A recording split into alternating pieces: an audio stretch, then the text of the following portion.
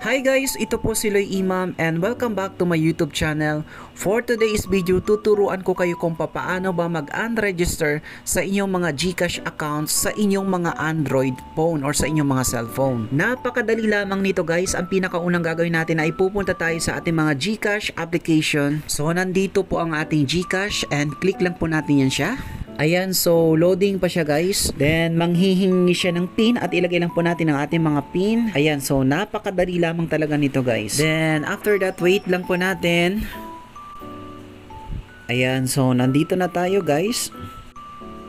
Then click po natin yung profile sa baba guys. Yan, kung nakikita nyo, ayan. Then pupunta po tayo sa settings. Click naman po natin yung settings.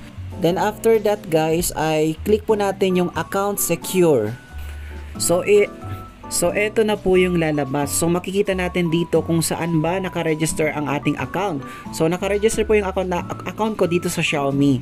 Then click lang po natin yung unregistered phone. So ayan, after natin mag-click, yes, unregister. So click po natin yung unregister. So ayan, then maghihingi po siya ng face or ang ating magandang mukha. Ayan, tatakpan natin yan siya guys para hindi nila makita.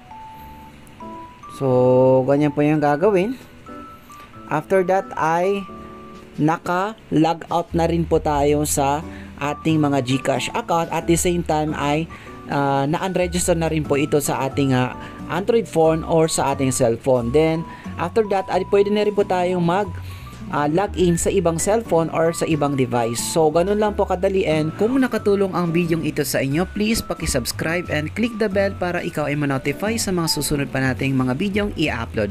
Again, ito po si Loy Imam. Maraming salamat and see you to my next video.